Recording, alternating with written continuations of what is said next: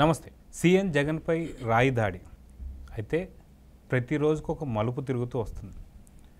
2 రోజుల తర్వాత సడన్గా దొరికినటువంటి యొక్క సతీష్ కావచ్చు, వాళ్ళ టీం కావచ్చు, ఇప్పుడు ఆ పేరు కాకుండా దుర్గారావు అంటూ కొత్త పేరు తీసుకొచ్చారు.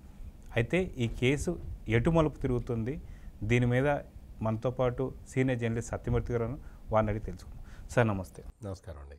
సార్, మొత్తానికి 5 ఏళ్ల క్రితం జరిగిన చిన్నాయన హత్య కేసు గురించి ఎటువంటి ఆధారాలు లేవు, ఎటువంటి కేసులు లేవు, కానీ సడన్గా రాయి దాడి జరిగిన 2 రోజుల్లో 2 లక్షలు అనగానే ఒక టీంను పట్టుకున్నారు. ఇప్పుడు వాళ్ళు కాదు ఇంకొకళ్ళు అంటున్నారు. సో ఈ కేసుని ఎలా చూడాలంటారు? అంటే చిన్నాయన కేసులో చిన్నాయన హత్య కేసు వీళ్ళ చేతుల్లో లేదుగా, సిబిఐ చేతుల్లో ఉంది. వాళ్ళు సిబిఐ వాళ్ళు ఇప్పటికే చాలామందిని అరెస్ట్ చేశారు. అక్యూజ్డ్ 8 వరకు వచ్చి ఆగి ఉన్నది. అది అక్యూజ్డ్ 8 అవినాష్ రెడ్డి, అవును. అక్యూజ్డ్ 7 వాళ్ళ నాన్న, అవును, భాస్కర్ రెడ్డి. అందుకని ఆ కేసు అయితే పురోగతి ఉంది. కొన్ని ఇప్పుడు సునీత చెప్తూ ఉన్నది, వ్యవస్థలను మేనేజ్ చేసి కేసుని డిలే చేస్తున్నారని. అది ఇంక మరి తప్పదు, అధికారంలో ఉన్నారు కాబట్టి వ్యవస్థలను మేనేజ్, పుష్కలంగా డబ్బులు కూడా ఉన్నాయి కాబట్టి. ఇక్కడ ఏంటి అంటే, ఇప్పుడు జగన్మోహన్ రెడ్డి మీద రాయి దాడి జరిగింది, ఓకే, అది వాళ్ళ ప్లాన్ కాదు, నిజంగానే దాడి జరిగింది వాళ్ళకి తెలియకుండా అని అనుకుందాం. వాస్తవమైనా కాకపోయినా అనుకుందాం, కొద్దిసేపు అట్లా అనుకుందాం. కరెంట్ ఆపమని చెప్పింది ఎవరు? ఇంటెలిజెన్స్ ఏం చేస్తున్నది? 6 క్యాంపెయిన్ క్లోజ్ చేసే ముఖ్యమంత్రి జగన్మోహన్ రెడ్డి ఆ రోజు 8 దాకా ఎందుకు ప్రచారం చేశాడు? సింగ్ నగరు లేకపోతే అటువంటి సెన్సిటివ్ ఏరియాల్లో పర్యటించే వివిఐపి పర్యటించే సమయంలో పోలీసులు ఎటువంటి జాగ్రత్తలు తీసుకోవాలో అటువంటి జాగ్రత్తలు తీసుకున్నారా? ఈ మొత్తంలో పోలీసు వ్యవస్థ వైఫల్యం స్పష్టంగా కనపడుతున్నది. మరి కాంతిరాణా టాటా, విజయవాడ నగర పోలీస్ కమిషనరు, ఆయన ఏం చెప్పాడంటే, కరెంటు మేమే తీసేయించామండి. అంటే బస్సు చాలా హైట్గా ఉంటుంది, జగన్ మాట్లాడే బస్సు మీద ఎక్కి మాట్లాడతాడు, అప్పుడు కరెంటు వైర్లు తగలటానికి అవకాశం ఉంటుంది, అందుకని కరెంటు సరఫరా తీసేశాము. అయితే దీని మీద చిన్న ట్రోల్ నడుస్తుంది సార్. ఇది ఈ టైంలో చెప్పొచ్చు లేదు తెలియదు. అయితే ట్రోల్స్ ఏమంటున్నారంటే, ఈ కరెంటు తీయాల్సి వచ్చింది ఎందుకంటే బస్ మీద జగన్ గారు ఉంటారు కాబట్టి, అంటే అసలు జగన్ అంత హైట్ లేడు కదా, తగిలే అవకాశం కూడా లేదని జోక్గా ఫన్నీగా ట్రోల్స్ నడుపుతున్నారు దాని మీద. అది ఒక రకంగా కూడా వాస్తవమే. ఇప్పుడు జగన్మోహన్ రెడ్డికి కరెంటు తీగలు తగులుతాయి కాబట్టి కరెంటు ఆపేశాము అని చెప్పారు. అటు సైడు మా పల్నాడు ప్రాంతంలో కోడపుగొండ తిరణాలు జరుగుతుంది. ప్రభలు కడుతుంటారు. ప్రభలు మీకు కూడా తెలుసు, అవును, ప్రభలు కడుతుంటారు, చాలా దూరం నుంచి వస్తుంటాయి, మధ్యలో కరెంటు తీగలు అడ్డంగా ఉంటాయి. ప్రభలేమో నిలువు చాలా ఎత్తు ఉంటాయి, అవును, 50-60 ఫీట్ వరకు ఉంటాయి. అప్పుడు ఏం చేస్తారు అంటే, ఆ వైర్లు తీసేస్తారు, మధ్యలో కరెంటు సరఫరా తీసేయరు, ఆ వైర్ తీసేస్తారు, వైర్ తీసేసి పెడతారు. ఆ రోజుల్లో ఆ వైర్ ఉన్న వాళ్ళు ఇబ్బంది పడతారు. ప్రభలు వెళ్ళిపోయిన తర్వాత, అంటే శివరాత్రి అయిపోయిన తర్వాత మళ్ళీ కరెంటు పునరుద్ధరిస్తారు. ఇప్పుడు జగన్మోహన్ రెడ్డి బస్సు మీద నిలబడి వెళ్తున్నాడు. ఆ వెళ్ళే దోవలో ఎక్కడెక్కడ వైర్లు ఉన్నాయి అవి తీసేసి, ఆయన అసలైన వైర్లు ఉన్న చోట మీటింగ్ ఎట్ట పెట్టిస్తావు? వివిఐపి రాష్ట్ర ముఖ్యమంత్రి కదా, నువ్వు అన్ని జాగ్రత్తలు తీసుకొని నువ్వేం చేయాలి? ఇటువంటి వైర్లు గీర్లు ఇవన్నీ లేని చోట మీటింగ్ పెట్టాలి. అవును, పోలీసులు చేయాల్సిన పని అది. అవును, నేనేదో కొత్తగా చెప్పట్లేదు, ఏదో ప్రత్యేకంగా వాళ్ళు తప్పు చేశారని చెప్పట్లేదు. పోలీసుల ప్రథమ కర్తవ్యమే అది. ఇక్కడ వద్దు సార్, ఇక్కడ కరెంటు వైర్లు ఉంటాయి, మీరు ఇక్కడ కొంచెం కింద కూర్చోండి, ఇవి దాటంగానే లేచి నిలబడి మాట్లాడుకోండి అని చెప్పాలి. చెప్పావా? వివిఐపి వస్తుంటే కరెంటు తీసినా నువ్వు నేరస్తుడివా? సతీషు, దుర్గారావు లేకపోతే బోండమ్మ మా వీళ్ళు నేరస్తులా? కమిషనర్ ఏం చెబుతాడు, ముఖ్యమంత్రి గారికి వైర్లు తగులుతాయని కరెంటు తీసేసామండి, ఆ కరెంటు తీసేసిన చీకట్లో ఇతను దాడి చేశాడండి, చీకటిని అడ్వాంటేజ్గా తీసుకొని దాడి చేశాడండి అని చెప్పాడు.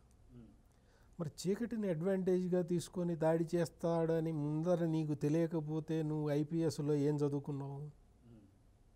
చీకటిని అడ్వాంటేజ్గా తీసుకొని ఎవరైనా దాడి చేస్తారు లేకపోతే నేరం చేస్తాడు అని తెలిసినప్పుడు నువ్వేం చేయాలి? అది నువ్వు చేసావా? ఇవన్నీ వదిలేసి ఆ సతీష్ అనే పిల్లగానే తూవారు. అతన్ని ఇవాళ కోర్టులో ప్రొడ్యూస్ చేశారు, 14 రోజులు రిమాండ్ ఇచ్చారు న్యాయమూర్తి. ఆడ పిల్లగాడిని చూస్తే ఆడు సన్నగా బక్కగా ఉన్నాడు.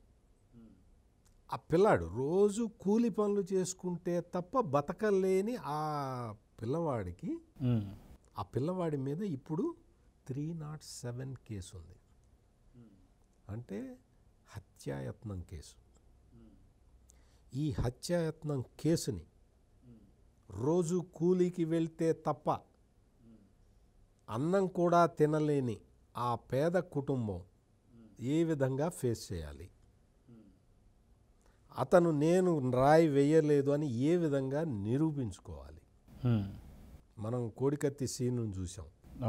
అతని అసలు పేరు జనుంపల్లి శ్రీనివాసరావు అయితే కోడికత్తి సీను అని పెట్టి అంత దౌర్భాగ్యమైన పరిస్థితుల్లో మనం బతుకుతూ ఉన్నాం. ఇతన్ని గులకరాయి సతీష్ అంటారు రేపటి నుంచి. ఇతను రేపొద్దున ఎట్లా డిఫెండ్ చేసుకుంటాడు తనను తాను? ఆ పిల్లాడు బక్కగా ఉన్న ఆ పిల్లాడు అంత దూరం నుంచి రాయి వేస్తే ఆ రాయి వచ్చి ఇట్లా ముద్దు పెట్టుకొని కింద పడిపోతుందా? లోపలికి దిగాలి కదా. అసలు షార్ప్ ఎడ్జ్ రాయి ఎంత ఫోర్స్తో వచ్చి నీకు తగిలింది అని ఎవడు నిర్ధారించారు? ఎట్లా నిర్ధారించారు? దీనికి సజ్జల రామకృష్ణారెడ్డి గారు చెప్తారు, ఫిజిక్స్ చదువుకున్న ఎవరికైనా తెలుస్తుందండి అని. ఫిజిక్స్ చదువుకున్న వాడికి రాగ నుంచి రాయి వేస్తే ఎట్ట తగులుతుందని చెప్తాడా? ఫిజిక్స్ చదువుకున్న ప్రతివాడికి ఒక రాయి ఒక మనిషికి తగిలి అదే వెళ్ళి ఇంకొక మనిషికి తగిలి అది మళ్ళీ వచ్చి మొదటి వ్యక్తి మోకాలకు తగులుతుంది అని ఏ ఫిజిక్స్ శాస్త్రంలో రాసి ఉందో మరి నాకైతే తెలియదు. ఒక రాయి తగిలింది, రెండో రాయి ఎక్కడ ఉంది? ఇంకోటి ఆ వెల్లంపల్లి శ్రీనివాస్కి ఇంకో దెబ్బ ఉంది కదా, అది కొట్టింది ఎవరు? అసలు మొదటి రాయి ఏది, రెండో రాయి ఏది? అసలు రాయి ఎక్కడ ఉన్నది? ఫ్లయింగ్ స్టోన్ అన్నట్టుగా చెప్పుకుంటున్నారు, జోక్ చేసుకుంటారు. ముఖ్యమంత్రి మీద ఫస్ట్ అటాక్ జరిగిందా? వెల్లంపల్లి శ్రీనివాస్ మీద ఫస్ట్ అటాక్ జరిగిందా? వెల్లంపల్లి శ్రీనివాస్ మీదే ఫస్ట్ అటాక్ జరిగితే ఈ పోలీసులు జగన్ ఎందుకు కాపాడలేదు? ముఖ్యమంత్రిని ఎందుకు కాపాడలేదు? ముఖ్యమంత్రి మీదే ఫస్ట్ అటాక్ జరిగితే ముఖ్యమంత్రిని ప్రొటెక్ట్ చేయడంతో పాటు వెల్లంపల్లి శ్రీనివాస్కి చుట్టూతో ఎందుకు రక్షణ కల్పించలేదు? మీరు అడగచ్చు, అట్ట తెలుస్తుందండి అని. అది తెలుసుకోవడమే పోలీసుల పని, మీ పని నా పని కాదు కదా. అది తెలుసుకోవడమే పోలీసుల పని, వివిఐపిని రక్షించడమే పోలీసుల పని. దాడి జరిగిన తర్వాత దెబ్బ తగిలింది తర్వాత నువ్వేం చేయాలి? వివిఐపిని సురక్షిత ప్రాంతానికి తరలించాలి. అవును, తరలించావా? తీసుకొచ్చి అద్దాల దీనిలో చూపించి ఫ్లడ్ లైట్లు వేసి ఆయనకి ప్లాస్టర్ వేస్తున్నదన్నీ ప్రజలకు చూపించి అది సాక్షి టీవీ వచ్చి లైవ్ కవరేజ్ ఇచ్చింది. చేయొచ్చా? వివిఐపి మీద అటాక్ జరిగితే ఈ పబ్లిసిటీ డ్రామా అంతా చేయొచ్చా? లోపల బెడ్ ఉంటుంది, ప్రశాంతంగా పడుకొని ట్రీట్మెంట్ చేయించుకోవచ్చు. పబ్లిసిటీ స్టంట్ కాబట్టే ఇదంతా చూపిస్తున్నారు. ఇప్పుడేంటి, ఇప్పుడు మొత్తం దాని మీద అసలు జగనన్న మీద దాడి జరిగింది అని శ్రీరెడ్డి లాంటి వాళ్ళు ఏదో ఏడుస్తూ వీడియోలు పెట్టారు. అన్న జగన్ అన్న ఐ లవ్ యూ అని. అదే నువ్వు లవ్ చేసుకో, ఏదైనా చేసుకో, కానీ దాడి జరిగిన తర్వాత పోలీసులు చేసిన పని ఏంటి అని ఆలోచించాలి కదా. ఇంత చేసిన తర్వాత అంటే పోలీసులు వైఫల్యం ఉంది, రాజకీయ పార్టీగా వైఎస్ఆర్ కాంగ్రెస్ పార్టీ వైఫల్యం ఉంది. ఈ ఏడుపు వీడియోలు రిలీజ్ చేసి ఇవన్నీ చేసి ఒక సింపతి జనరేట్ చేద్దాం అని పెద్ద ప్లాన్ వేసుకుంటే ఆ సింపతి జనరేట్ కాలేదు.